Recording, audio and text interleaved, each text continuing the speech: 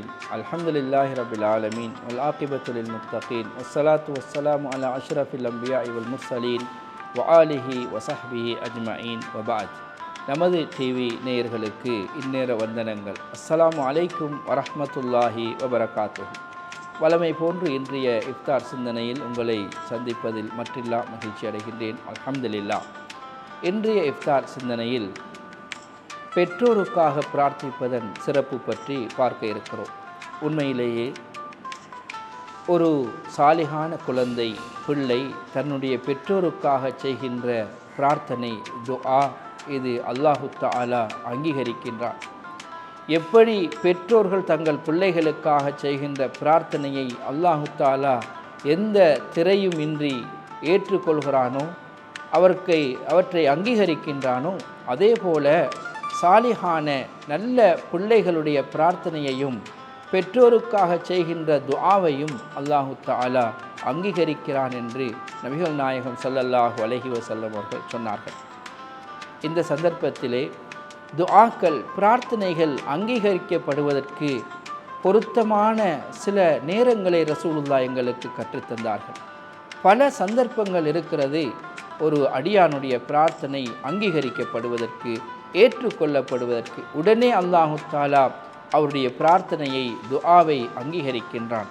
அப்படிப்பட்ட கண்ணியமான புனிதமான நேரங்களில் ஒன்றுதான் இந்த இஃப்தாருடைய வேளையில் கேட்கப்படுகின்ற பிரார்த்தனை.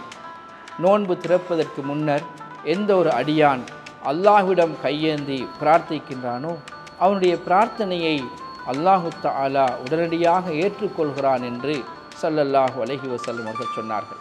அதன் அடிப்படையிலே நாங்கள் ஒவ்வொரு நாளும் நோன்பு நோட்கின்றோம், நோன்பு திறக்கின்றோம். எனவே இந்த நோன்பு திறப்பதற்கு முன்னால் உள்ள 5 நிமிடங்கள், 10 நிமிடங்கள், 15 நிமிடங்கள் நாங்கள் ஏற்பாடுகளை செய்துவிட்டு அல்லாஹுக்காக இருந்து எங்கள் பெற்றோருக்காக, எங்களுக்காக, உயிரோடு இருக்கின்ற பெற்றோராக இருக்கலாம் அல்லது மண்ணறையிலே வாழுகின்ற பெற்றோர்களாக இருக்கலாம், அவர்களுக்காக நாங்கள் பிரார்த்திக்க வேண்டும்.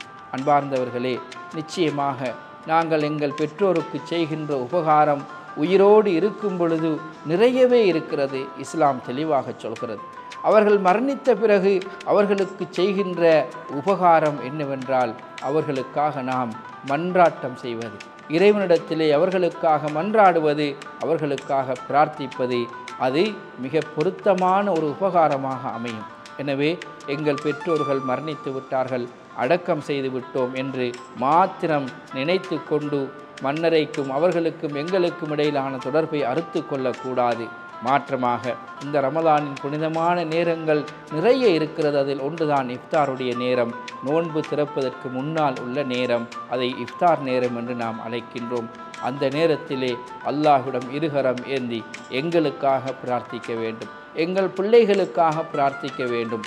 முஃமினான ஆண்கள், பெண்கள் எல்லோருக்குமாக நாங்கள் பிரார்த்திக்க வேண்டும். உலக வாழ் முஸ்லிம்களுக்காக பிரார்த்திக்க வேண்டும்.